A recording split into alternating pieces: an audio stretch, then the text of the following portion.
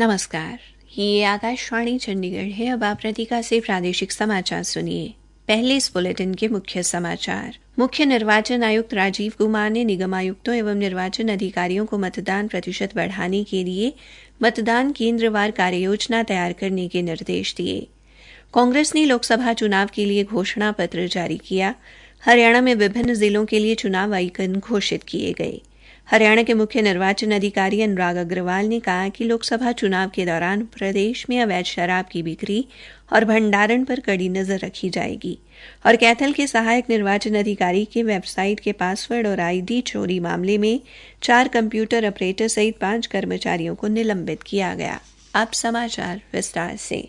मुख्य निर्वाचन आयुक्त राजीव कुमार ने मतदान प्रतिशत बढ़ाने के लिए चयनित जिलों के निगम आयुक्तों और चुनाव अधिकारियों को मतदान केंद्रवार कार्य योजना तैयार करने के निर्देश दिए हैं।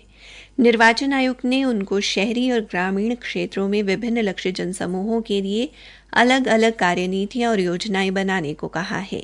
मुख्य निर्वाचन आयुक्त ने आज नई दिल्ली में उन 11 राज्यों के निगमायुक्तों और चुनाव अधिकारियों के साथ बैठक की जहां पिछले चुनाव में मतदाताओं की भागीदारी कम रही थी। बैठक का उद्देश्य लोकसभा चुनाव में मतदान प्रतिशत बढ़ाना है। मुख्य निर्वाचन आयुक्त ने अधिकारियों को इस प्रकार काम करने के निर्देश दिए जिससे मतदाता लोकतंत्र के महापर्व में भागीदारी कर गौरवान्वित महसूस करें। उन्होंने ऐसे अभियान शुरू करने का आह्वान किया जिसमें लोग मतदान के लिए स्वयं प्रेरित हों। उन्होंने कहा कि पिछले चुनाव में कम मतदान वाले 215 ग्रामीण और 51 शहरी संसदीय क्षेत्रों की पहचान की गई है जहां मतदाताओं की भागीदारी बढ़ाने के प्रयास किए जाएंगे। इसके लिए उन्होंने त्रिसूत्रीय रणनीति पर बल दिया जो मतदान केंद्रों पर सुविधाएं बढ़ाने, लक्षित ढंग से मतदाताओं तक पहुंचने तथा लोगों को प्रोत्साहित करने के लिए महत्वपूर्ण पक्षों को शामिल करने पर केंद्रित है। कांग्रेस ने लोकसभा चुनाव के लिए घोषणा पत्र जारी कर दिया है। पार्टी अध्यक्ष मल्लिकार्जुन खड़गे तथा वरिष्ठ नेता सोनिया गांधी और राहुल गांधी द्वारा आज नई दिल्ली में जारी घोषणा पत्र में प्रतिदिन 400 रुपए की न्यूनतम मजदूरी की गारंटी, प्रत्येक गरीब परिवार को प्रतिवर्ष 1 लाख रुपए, केंद्र सरकार की नौकरियों में महिलाओं के लिए 50% सीटों का आरक्षण, न्यूनतम समर्थन मूल्य की कानूनी गारंटी और राष्ट्रीय स्तर पर जाति आधारित जनगणना के वादे शामिल हैं। कांग्रेस ने अगले दशक में 23 करोड़ लोगों के जीवन में सुधार लाकर गरीबी समाप्त करने का भी वादा किया है। कांग्रेस अध्यक्ष मल्लिकार्जुन खड़गे ने कहा कि उनकी पार्टी का घोषणा पत्र पंच न्याय यानी न्याय के 5 स्तंभों, युवा, महिला, किसान, मजदूर और आबादी प्रतिशत के अनुरूप अवसर पर आधारित है। हरियाणा में 25 मई को होने वाले लोकसभा चुनाव में मतदान प्रतिशत में और वृद्धि के उद्देश्य से सभी जिलों में चुनाव आइकन बनाने की प्रक्रिया को आज अंतिम रूप दिया गया। हरियाणा के मुख्य निर्वाचन अधिकारी अनुराग अग्रवाल ने बताया कि इस संबंध में जिला निर्वाचन अधिकारियों के साथ हुई बैठक में उन जिलों में भी चुनाव आइकन बनाने का आग्रह किया गया है जो इस कार्य में अंतिम रूप नहीं दे सके। श्री अग्रवाल ने बताया कि गत वर्ष एशियाई खेलों में निशानेबाजी में स्वर्ण पदक विजेता पलक को झज्जर जिले, 19वीं एशियाई खेलों में निशानेबाजी में रजत पदक विजेता आदर्श सिंह को फरीदाबाद और 19वीं senior para power lifting championship में तीसरा स्थान हासिल करने वाली सुमन देवी एवं भोपाल में हुए राष्ट्रीय स्कूल खेलों में भाग लेने वाली खिलाड़ी यशिका को पानीपत जिले का चुनाव आइकन घोषित किया गया है। इसी प्रकार 19वीं एशियाई खेलों में निशानेबाजी में रजत पदक विजेता सरबजोत सिंह को अंबाला जिले का आइकन बनाया गया है। सोनीपत जिले से विश्व चैंपियनशिप में स्वर्ण पदक विजेता पहलवान सोनम मलिक, कुरुक्षेत्र जिले के लिए ओलंपिक हॉकी खिलाड़ी सुरेंद्र कौर तथा फतेहाबाद के लिए राष्ट्रीय युवा महोत्सव में गायकी में प्रथम स्थान हासिल करने वाली मुस्कान चुनाव आइकन घोषित किया गया है।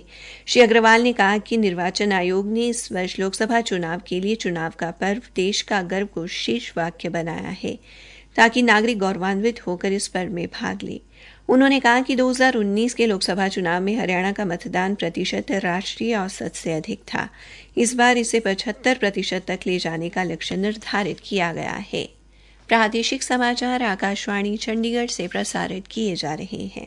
हरियाणा के मुख्य निर्वाचन अधिकारी अनुराग अग्रवाल ने कहा कि लोकसभा चुनाव के दौरान हरियाणा में अवैध शराब की बिक्री पर कड़ी नजर रहेगी।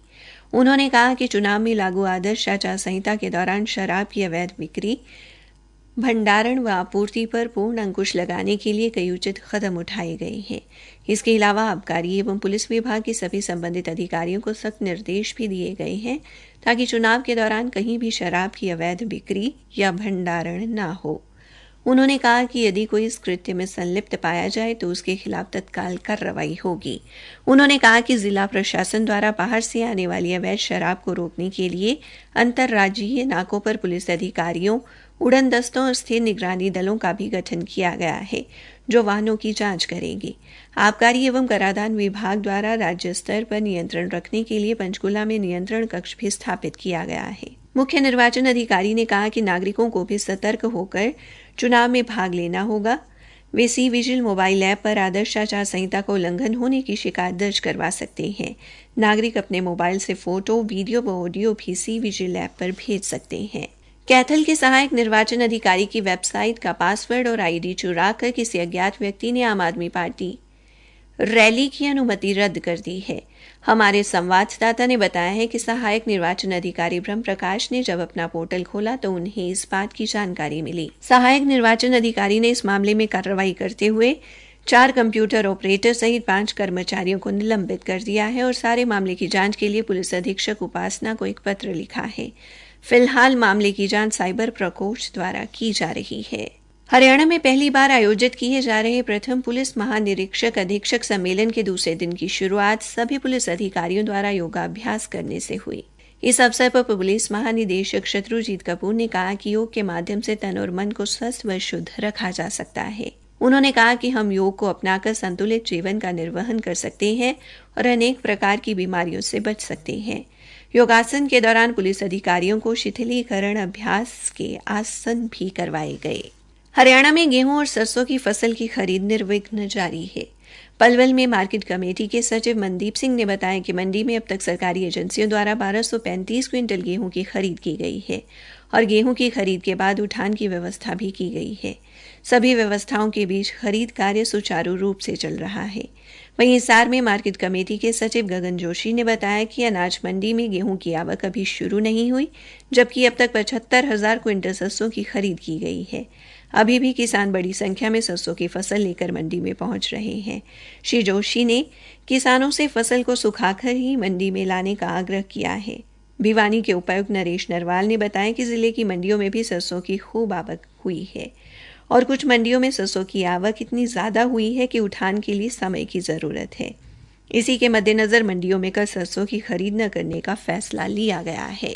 पंचकुला के उपायुक्त एवं माता मनसा देवी पूजा स्थल बोर्ड के मुख्य प्रशासक सुशील सारवान ने इस महीने की 9 से 17 तारीख तक चलने वाले चैत्र नवरात्र मेले की तैयारियों की समीक्षा की।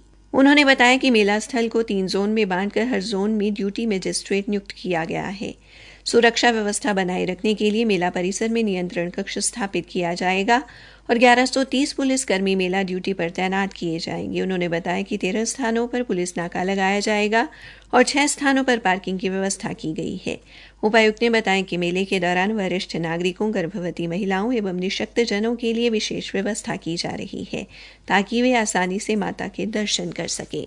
विश्वविद्यालय अनुदान आयोग यूजीसी ने सभी उच्च शिक्षण संस्थाओं को विद्यार्थियों में मानसिक स्वास्थ्य हेल्पलाइन के बारे में जागरूकता लाने के निर्देश दिए हैं। ये टोल फ्री सेवा पूरा सप्ताह 24 घंटे निःशुल्क उपलब्ध है। आयोग ने सभी विश्वविद्यालयों के कुलपतियों और महाविद्यालयों के प्राचार्यों को लिखा है कि स्वास्थ्य मंत्रालय की मानसिक स्वास्थ्य हेल्पलाइन टेली मानस अपनी शुरुआत में ही सराहनीय काम कर रही है और इसको लोगों में लोकप्रिय बनाई जाने की जरूरत है। अंत में मुख्य समाचार एक बार फिर। मुख्य निर्वाचन आयुक्त राजीव कुमार ने निगम आयुक्तों एवं निर्वाचन अधिकारियों को मतदान प्रतिशत बढ़ाने के लिए मतदान केंद्रवार कार्य योजना तैयार करने के निर्देश दिए। कांग्रेस ने लोकसभा चुनाव के लिए घोषणा पत्र जारी किया।